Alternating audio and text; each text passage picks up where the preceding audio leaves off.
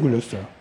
또 8생의 깨달음, 최상의 깨달음을 얻었다라는 것을 얻고, 4생의 최상의 깨달음을 얻고, 3생의, 2생의, 1생의 최상의 깨달음에 대한 마음을 내었다. 이렇게 했어요. 자, 우리 이제 그 불교에서 법륜을 굴리다. 법륜을 굴리다. 전법륜이라는 게 있죠. 법륜이 뭐겠어요? 수레바퀴잖아요. 수레바퀴. 동그래가지고 8개 이렇게 이게 있는, 이걸 보고 법륜이라고 그러는데요. 이게 수레바퀴냐? 륜은 이제 수레바퀴 륜을 썼으니까 전륜성왕이라고 했잖아요. 전륜성왕.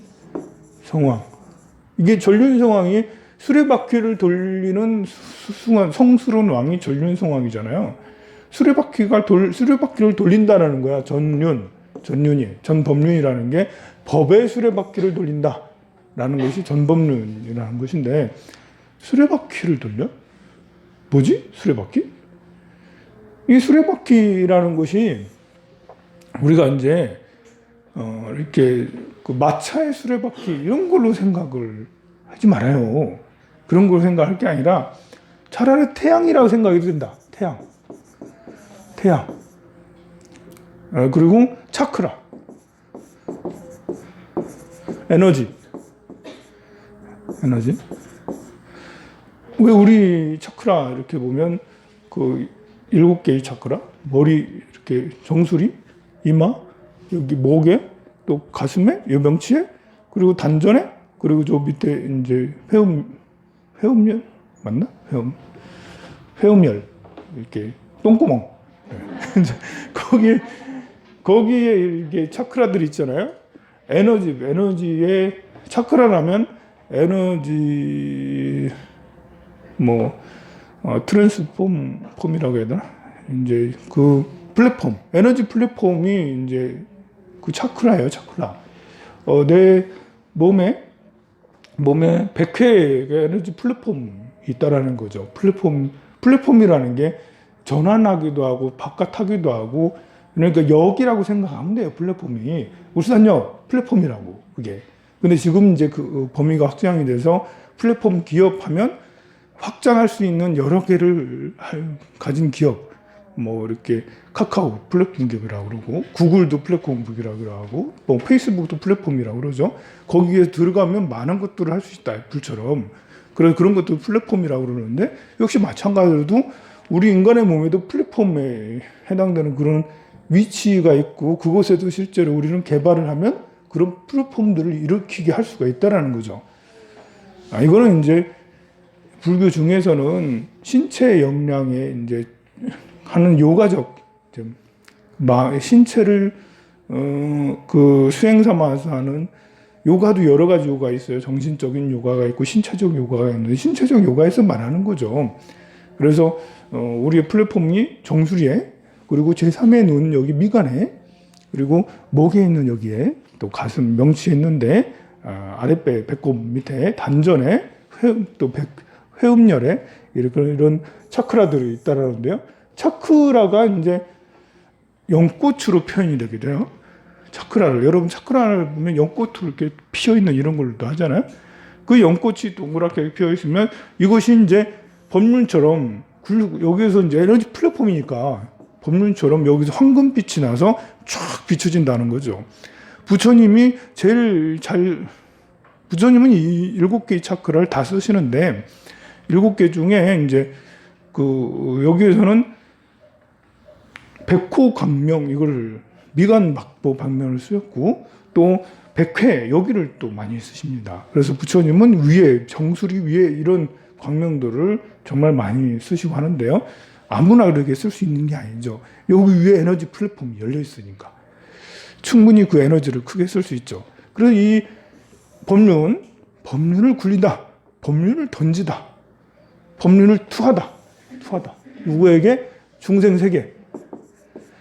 세계의 법륜을 투척하다, 던지다. 부처님 백회열, 그것들을 법륜을 굴린다라는 거죠. 돌아서 중생 세계, 온 세계에 다닌다는 거죠. 그 영향을 미친다라는 거예요. 그 에너지가, 차크라가, 에너지가. 그러니 태양이다라고 할 수가 있는 거죠. 태양이 그렇게 하고 있잖아요. 태양이 온 태양계를 비추고 우리 지구를 비추면서 우리가 이제 태양이 없으면 생명이라는 게 있을 수가 없잖아요. 얼음만, 깜깜한 얼음만 있잖아. 태양이 없으면. 그러니 생명을 낳게 하고 생명을 활동하게 하는 우리를 이렇게 더 밝게 그리고 살아갈 수 있게 해주는 차크라.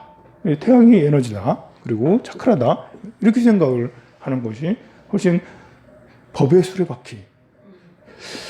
법의 수레바퀴. 그냥 수레바퀴 이러면 부처님은 굴렁쇠를 좋아하시는갑다. 이제 뭐 이렇게 굴렁쇠를 아예 뭐 인류가 이제 수레바퀴를 발견하고 나서 엄청나게 많은 그러니까 인류가 이제 성장하게 되는 몇 가지 키워드들이 있죠. 뭐 불을 발견했어, 뭐 문자를 발견했어, 바퀴를 발견했어. 자 이런 것들이 인류가 이제 크게 성장하는 그런 계기가 되게 하는데 그 중에 야 부처님은 바퀴를 발견한 이런 것을 굉장히 중요하게 생각했는갑다. 그래서 전법률에서 바퀴를 굴리는갑다. 라는데 그게 아니고 지금 말한 이런 식으로 접근을 하는 것이 훨씬 더 마땅할 수 있습니다. 저 법륜을 굴리고 뭐 청정한 법륜을 굴리고 무생법인을 굴리고 뭐 이렇게 했는데요. 12가지를 얻는 것을 얘기를 했습니다.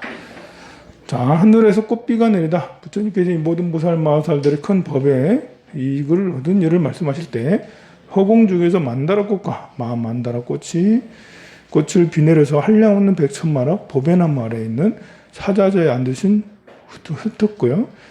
다부여롭게도 흩었어요. 또 전단향과 침수향, 보드라운 가루 이렇게 했습니다. 공양을 올렸어요. 부처님을 찬탄하기도 했습니다.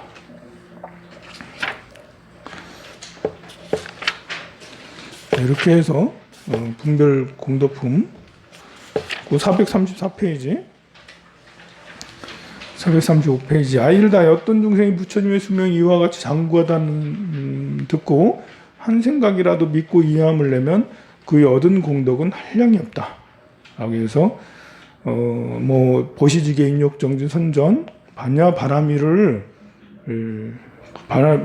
이거를 제외한다면 이 공덕과 비교해서 그 어떤 것도 100분의 1, 1000분의 1, 100천만의 미래에도 미치지 못한다. 이러한 공덕이 있다면 최상의 깨달음에서 물러난 일은 없을 것이다. 라고 그렇게 이야기를 했습니다. 또 계속해서 440페이지 내가 수명이 장원하다는 것을 듣고 깊은 마음으로 믿고 이해하면 부처님이 항상 영축산에 계시면서 대보살들과 성문 대중들에게 둘러싸여 법문을 설하시는 것을 보게 되리라 라고 그렇게 했습니다. 자, 우리의 인간의 어떤 능력 이런 것들을 우리가 생각을 해보자고요. 자, 인간 밑으로는 축생이 있죠. 뭐 생명의 위아래가 없지만 뭐 구분을 한다면 그 다음에 아기가 있고 축생이 지옥이 있어요. 위에 이제 아수라가 있고 이제 천상의 천인들이 있어요. 생각을 해보면 인간의 특수 능력은 뭐냐? 육체적 능력은 축생과 다르지 않다. 물질적 능력, 물질의 에너지로 쌓여져 있잖아요. 그래서 인간은 어떤 그 물질화되어 있기 때문에 물질화된 세계, 축생과 인간의 세계. 우리는 축생 중에 하나예요, 사실. 우리가 구분해서 축생하고 인간하고 구분을 했는데 육체는 이제 축생하고 거의 똑같아요. 뭐 유전자, 99.99 다 비슷해요. 축생이나 내나 말이나 내나 원숭이나 내나 같아. 이제 같아. 다른 게 뭐겠어요? 지적 능력이잖아요. 지적 능력. 지적.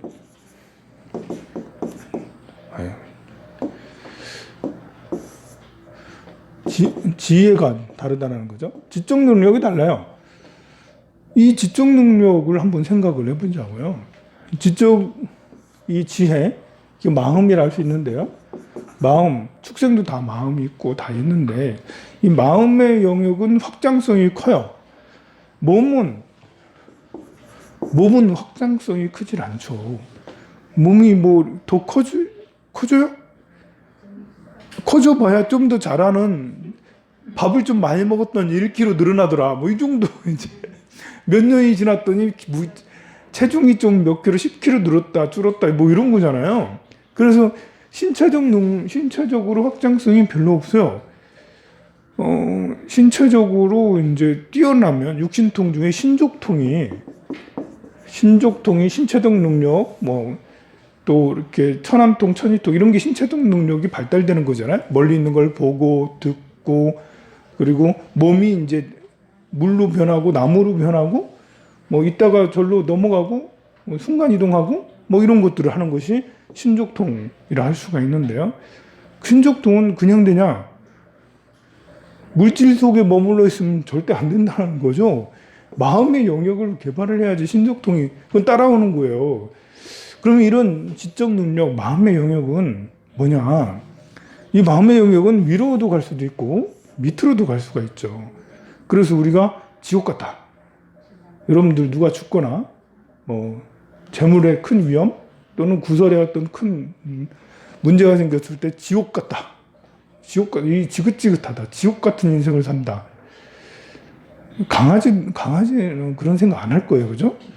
소나 말은 내가 지옥 같은 삶을 산다 이런 걸 안 할 거예요.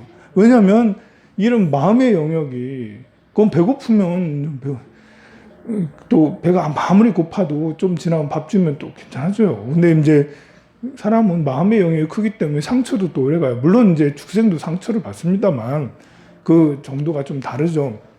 자, 마음으로 확장성이 저 밑으로, 마음으로 확장성이 저 위로, 천상 위에 부처님이 있죠. 부처님, 불보살이 있어요. 할 수 있어요. 근데 이 마음의 영역이 위아래로 다르게 열려 있는데요. 이 열려있는 마음들을 어떻게 개발하느냐? 법화경은 말씀으로 열어줬다라고 하잖아요. 부처님의 수명이 장구 무언하다. 이것을 믿금 하나도 지금 그 부처님께서 이제 성문 대중들에게 둘러싸여 법문설하는 걸 보게 되리라. 그러니까 내가 지금 여기 있다 하더라도 수행을 해서 이렇게 하면 부처님이 어느 세계에서 설법하는 그 장면들을 보게 된다라는 말이잖아요. 다보타비를 이렇게 해서 법화경을 설하는 그런 걸 증명하는 모습을 내 눈으로 직접 똑똑히 본다는 거잖아요. 자, 우리가 물질적인 세계로 해서 이런 것들을 하면 믿음이 안 가요. 믿음이. 뭐 그런 게 있어. 다보타비 뭐 실제는 법화경에서 말씀하시는 거, 야, 이거 진짜 믿어, 너? 이제 허구, 이거. 그냥 너에게 방편으로 깨우침을 얻기 하기 위해서 그런 것이지, 실제 다보탑이 뭐 있고, 뭐 타방세계 보살들이 있고, 뭐, 열반하신 부처님이 뭐 설법하는 그런 곳이 어딨어? 돌아가셨는데, 아미타 부처님이 있긴 해? 없지. 다 방편이지. 다 그렇게 이제 방편으로 얘기할 수밖에 없죠. 그거는 물질적 영역의 사고를 가지고 있기 때문에 그렇죠. 물질적 영역의 사고를 가지면 그러면 눈에 보이고 귀에 들리는 것만 검증된 것만 믿고 이해하겠다라는 거죠. 근데 자주 얘기하지만 이제 그 과학의 영역, 물리학의 영역은 이미 물질적 영역을 초월한 지 오래됐어요. 그래서 양자역학을 얘기를 하잖아요. 그래서 다중우주론 얘기하고 촉근이론 얘기하고 복잡계 얘기를 하고 이런 무슨 말이야? 아니 그 우리가 사는 세계 말고 아니 다른 우주가 있어? 나랑 똑같은 사람이 다른 우주에 살고 있다라는 거잖아. 한 사람만 황산스님으로 거기서 살고 있는 게 아니라 나랑 똑같은 다른 사람이 똑같은 사람이지. 내가 똑같다고 느끼지 못하고 있을 뿐이지 똑같은 사람이 우주에 한 사람만 있는 게 아니고 헤아릴 수 없이 많은 수의 숫자로 표현할 수 없는 여기 법화경에 나오는 숫자 있잖아. 우주를 갈아가지고 해가지고 쭉쭉 저물어 뛰고 난 또 해서 갈아가지고 그 숫자 뭐 이런 거 있잖아. 그렇게 많은 수의 또 다른 내가 다중우주 속에서 존재한다라는 믿어요? 여러분들 믿습니까? 야, 이걸 이 물리학자들이 그런 말을 하고 있어요. 지금 시대가. 이건 지금 여러분들 아미타 부처님 서방 정토 극락세계 믿어요? 여기 있는 분들은 그래도 믿어. 근데 스님들이 안 믿어. 스님들이. 많은 스님들이 안 믿어. 서방 극락세계 하면 방편으로 얘기한 거지. 아니, 스님 아미타경 이렇게 있잖아요. 야, 이거 방편으로 얘기한 거야. 그렇게 말씀을 많이 하십니다만, 그래서 여러분들도 헷갈려. 황산 스님한테 오면 극락세계 있지라는데 그 스님한테 가면 야, 그 방편으로 하는 거야. 너 공부 잘하라고 이렇게 하죠. 네, 이제 이렇게 지금 현대 물리학은 다중우주까지도 얘기하는 거니까요. 충분히 이론적으로도 충분히 아미타 부처님은 서방 정토에 계실 수 있다라는 것들을 우리가 받아들여야 돼요. 이것을 받아들이는 인식의 전환이 그것이 바로 법화경에서 요하는 거죠. 부처님이 수명이 장구하다라는 것은 세계관이 딱 달라지는 거예요. 물질적 세계관에서 정신적 세계관으로 뛰어넘는 거예요. 물질적 세계관을 가지면 부처님이 태어나서 열반하셨는데 그런데 무슨 수명이 장구해. 귀신 신나라 까먹는 소리. 야, 이거 지금이 언젠데 21세기잖아. 근데 사실 그 사람도 잘 몰랐다는 거지. 그건 20세기적 사고, 18세기, 19세기적 사고지. 20세기부터 양자역학이 나오면서 벌써 다중우주가 얘기가 되고 끈이론 얘기하고 그렇습니다. 그러니 그 사람이 잘 모르는 거예요. 지금 물질적 세계를 초월해서 정신적 영역으로 가고 있는데, 물리학도. 근데 우리는 아직도 아미타 부처님을 안 믿는다라는, 다보 부처님을 아직 안 믿는다라는 거예요. 아직도. 그래서 인식의 전환을 시키자. 그래서 마음을 믿는 것만으로 해도 마음의 영역이 위로 확 열려 있다. 그래서 이게 이제 기도하면서 신비 체험을 하는 사람들도 있어요. 어떤 꿈을 꾸기도 하고 뭘 보기도 하고 듣기도 하고.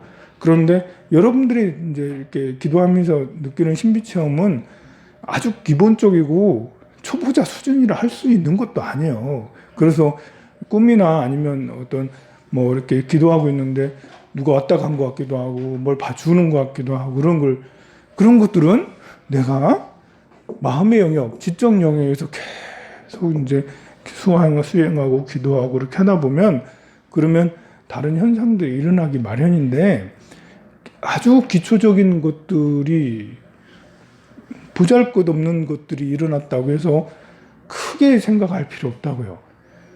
수행하다 보면 절 꿈을 많이 꿀 수 있는 거고요. 스님 꿈을 자주 꿀 수도 있는 거고요.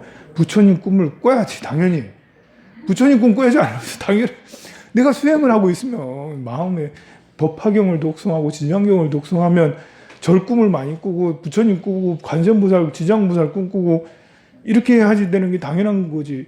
맨날 돈 벌고 뭐 남자 나타나고 여자 나타나고 이런 이제 세속적인 그런 꿈만 자꾸 나타나는데, 이런 건 아직 좀 멀었다라는 거고, 일단 꿈이 이제 그렇게 약간 형이상학적으로 그런데 그런 꿈은 이상한 게 아니다. 조상이 나타난 꿈도 나쁜 게 아니에요.